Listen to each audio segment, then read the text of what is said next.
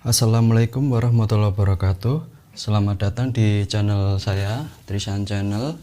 Oke, untuk melanjutkan baca buku yang kemarin yang berjudul Bawang Merah, Bawang Putih dan dongeng terkenal lainnya yang pengarangnya Justitia Angelia, penerbit Bintang Indonesia Jakarta. Untuk pertemuan yang kedua ini saya akan membacakan sebuah dongeng Nusantara yang berjudul Timun Emas. Mohon disimak ya. Dahulu di Jawa Tengah ada seorang janda yang sudah tua, Mbok Rondo namanya. Pekerjaannya hanya mencari kayu di hutan. Sudah lama sekali Mbok Rondo ingin mempunyai seorang anak, tapi dia hanya seorang janda miskin, lagi pula sudah tua. Mana bisa ia mendapatkan anak? Pada suatu hari, sehabis mengumpulkan kayu di hutan, Mbok Rondo duduk beristirahat sambil mengeluh. Seandainya aku mempunyai anak, beban hidupku agak ringan sebab ada yang membantuku bekerja. Tiba-tiba bumi bergetar, seperti ada gempa bumi. Di depan Mbok Rondo muncul raksasa bertubuh besar dan wajahnya menyeramkan. Mbok Rondo takut melihatnya. Hai Mbok Rondo, kamu menginginkan anak? Ya, aku bisa mengabulkan keinginanmu, kata raksasa itu dengan suara keras. Benarkah? Tanya Mbok Rondo. Rasa takutnya mulai menghilang. Benar, tapi ada syaratnya. Kalau anakmu sudah berumur 16 tahun, kau harus menyerahkannya kepadaku. Dia akan kujadikan santapanku, jawab raksasa itu. Karena begitu inginnya dia punya anak, maka Mbok Rondo tidak berpikir panjang lagi. Yang penting segera punya anak. Baiklah, aku tidak keberatan, jawab Mbok Rondo. Kemudian raksasa itu memberi biji mentimun kepada Mbok Rondo. Mbok Rondo segera pulang dan menanam benih itu di halaman belakang.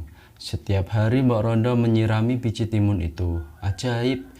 2 minggu kemudian tanaman itu sudah berbuah. Buahnya lebat sekali. Di antara sekian banyak buah mentimun yang tumbuh, ada satu buah yang sangat besar. Warnanya kekuningan. Kalau tertimpa sinar matahari, buah itu berkilau seperti emas. Mbok Rondo sangat tertarik pada buah mentimun yang besar itu. Ia memetiknya dan membawa pulang buah yang paling besar itu. Sampai di rumahnya, Mbok Rondo mengambil pisau dan membelah buah itu. Lalu, ia membukanya dengan hati-hati. Ajaib, ternyata ada seorang bayi perempuan yang cantik. Ah, ternyata raksasa itu tidak berbohong, gumam Mbok Rondo. Sekarang aku punya anak perempuan. Aduh, senangnya hatiku. Mbok Rondo sangat gembira. Ia menamakan bayi mungil itu Timun Emas. Hari, bulan, dan tahun pun berganti. Timun Emas tumbuh menjadi seorang gadis jelita. Mbok Rondo sangat menyayangi Timun Emas. Pagi itu sangat cerah. Mbok Rondo dan Timun Emas bersiap pergi ke hutan untuk mencari kayu. Tiba-tiba, bum, bum, bum. Bumi bergetar lalu disusul suara tawa menggelegar. Hai Mbok Rondo, keluarlah, aku datang untuk menagih janji, kata raksasa itu. Gemetar seluruh tubuh Mbok Rondo, cepat-cepat ia memeluk Timun Emas lalu membisikkannya agar gadis itu sembunyi di kolong tempat tidur. Lalu Mbok Rondo keluar menemui raksasa itu. Aku tahu kedatanganmu kemari untuk mengambil Timun Emas. Berilah aku waktu 2 tahun lagi. Kalau Timun Emas aku berikan sekarang, tentu kurang lezat untuk disantap. Tubuhnya masih kecil. Benar juga. Baiklah, 2 tahun lagi aku akan datang. Kalau bohong, kamu akan kutelan mentah-mentah, ancam raksasa itu. Sambil tertawa, raksasa itu pergi meninggalkan rumah Mbok Rondo. Mbok Rondo menghela nafas lega. Kemudian ia masuk ke rumah, menghampiri anaknya yang masih bersembunyi di kolong tempat tidur. Anakku, keluarlah, raksasa itu sudah pergi, kata Mbok Rondo. 2 tahun kemudian, Timun Emas sudah dewasa, wajahnya semakin cantik, kulitnya kuning langsat. Tapi Mbok Rondo cemas jika teringat akan janjinya kepada si raksasa. Pada suatu malam, ketika Mbok Rondo sedang tidur, ia mendengar suara gaib dalam mimpinya. Hai Mbok Rondo, kalau kau ingin anakmu selamat, mintalah bantuan kepada seorang pertapa di Bukit Gandul. Esok harinya Mbok Rondo pergi ke Bukit Gandul. Di sana ia bertemu dengan seorang pertapa. Pertapa itu memberikan 4 bungkusan kecil yang isinya biji timun, jarum, garam, dan terasi. Mbok Rondo menerimanya dengan rasa heran. Sang pertapa menerangkan khasiat benda-benda itu. Sesampainya di rumah, ia menceritakan perihal pemberian pertapa itu kepada timun emas. Anakku, mulai saat ini kamu tidak perlu cemas. Kamu tak perlu takut kepada raksasa itu, sebab kamu sudah memiliki penangkalnya. Berdoalah selalu supaya Tuhan menyelamatkanmu, kata Mbak Rondo. Terima kasih, Mbok. Demikianlah hari pun berganti hari, hingga pada suatu ketika Mbak Rondo sedang menjahit baju untuk timun emas. Tiba-tiba bumi berguncang, petanda raksasa datang. Raksasa itu datang lagi rupanya, gumam Mbak Rondo. Benar saja tak lama kemudian, raksasa itu sudah berada di ambang pintu. Ho ho ho ho, mana timun emas? Ayo cepat serahkan dia padaku. Aku sudah sangat lapar, kata raksasa dengan suara menggelegar. Mbak Rondo keluar dengan tubuh gemetar. Baiklah, akan kubawa dia keluar, kata Mbak Rondo. Ia segera masuk ke rumah, diambilnya bungkusan pemberian sang pertapa, kemudian diberikan kepada timun emas. Anakku, bawalah bekal ini, pergilah lewat pintu belakang sebelum raksasa itu menangkapmu. Baiklah, Mbok. Timun emas segera berlari lewat pintu belakang. Ingat anakku, jangan sampai lupa pesan pertapa, kau masih ingat bukan? Ingat, Mbok. Baik, sekarang cepat larilah. Tidak berapa lama kemudian, raksasa sudah memanggil Mbok Rondo. Mbok Rondo, mana timun emas? Suara raksasa itu terdengar tidak sabar. Maafkan aku, raksasa. Ada apa?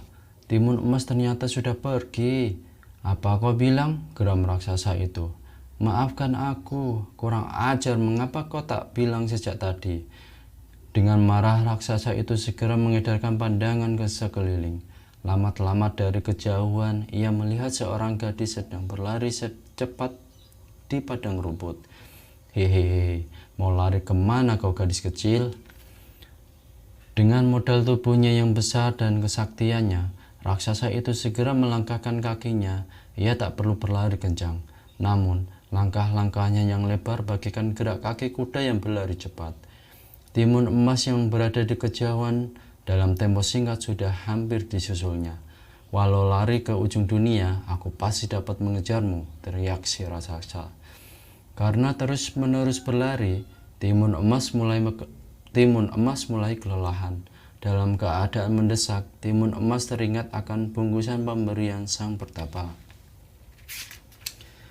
Apa yang harus kulakukan? Tanya timun emas dalam hati. Ia teringat akan pesan ibunya. Cepat diambilnya biji timun dalam bungkusan, lalu ditaburkan di sekitarnya. Sungguh ajaib, biji timun itu langsung tumbuh dengan lebat. Buahnya besar-besar. Raksasa itu berhenti ketika melihat buah mentimun terhampar di hadapannya. Hahaha, buah mentimun ini akan dapat menambah tenagaku, kata si raksasa. Sejak ia menatap timun emas yang terus berlari kencang menjauhinya, hehehe, tidak mengapa bocah manis, larilah sekuat tenagamu, toh nanti aku akan dapat menyusulmu.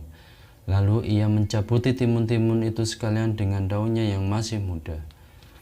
Dengan rakus ia segera melahap buah yang ada sampai tak satu pun tersisa. Hehehe, habis sudah. Sekarang tenagaku bertambah kuat.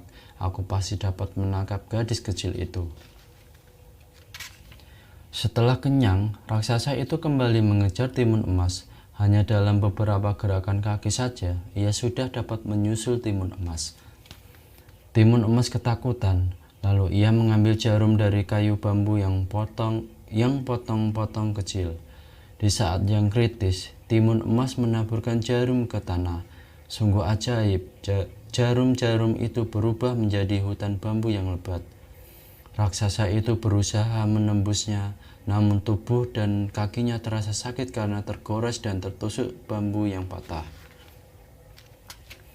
Ia pantang menyerah dan berhasil melewati hutan bambu itu terus mengejar timun emas. Hai timun emas, jangan harap kau bisa lolos, seru si raksasa sambil membungkuk dan menangkap timun emas. Dengan sigap, timun emas melompat ke samping dan berkelit menghindar. Oh, hampir saja aku tertangkap, timun emas terengah-engah. Keringat mulai membasahi tubuhnya. Ia ingat pada bungkusan pemberian petapa yang tinggal 2 itu. Isinya garam dan terasi. Ia segera membuka tali pengikat bungkusan garam. Garam itu ditaburkan ke arah si raksasa. Seketika butiran garam itu berubah menjadi lautan. Raksasa itu sangat terkejut karena tiba-tiba tubuhnya tercebur ke dalam laut. Tapi berkat kesaktiannya, ia berhasil berenang ke tepi. Ia kembali mengejar timun emas. Merasa dipermainkan, kemarahan raksasa itu semakin memuncak. Bocah kurang ajar, kalau tertangkap akan kutelan kau bulat-bulat. Timun emas semakin khawatir karena raksasa itu berhasil melewati lautan yang sangat luas itu. Akan tetapi, ia tidak putus asa. Ia terus berlari meskipun sudah kelelahan. Raksasa itu terus mengejar. Timun emas melemparkan isi bungkusan yang terakhir. Terasi itu langsung dilemparkan ke arah si raksasa. Tiba-tiba saja terbentuklah lautan lumpur yang mendidih. Raksasa itu terkejut sekali. Dalam sekejap, tubuhnya ditelan lautan lumpur. Dengan segala upaya, ia berusaha menyelamatkan diri. Ia meronta-ronta, tapi usahanya sia-sia. Tubuhnya pelan-pelan tenggelam ke dasar. Timun emas, tolonglah aku berjanji tidak akan memakanmu. Raksasa itu meminta belas kasihan. Tapi lumpur panas itu menelan tubuh si raksasa. Kini, timun emas bisa bernafas lega karena selamat dari bahaya maut. Ia segera berjalan ke arah rumahnya. Di kejauhan, nampak Mbak Rondo berlari ke arah timun emas. Kiranya wanita itu mengkhawatirkan keselamatan anaknya. Syukurlah anakku, ternyata Tuhan masih melindungimu, kata Mbak Rondo setelah keduanya saling mendekap. Mereka berpelukan dengan rasa haru dan bahagia. Oke, untuk kali ini sekian dulu. Untuk dongeng yang saya baca kali ini adalah Timun Emas. Mungkin bisa diambil hikmahnya. Mohon maaf kalau ada kesalahan kata-kata. Ini tanpa diedit ya. Oh iya, jangan lupa di subscribe dan di like, serta saya tunggu komennya. Terima kasih.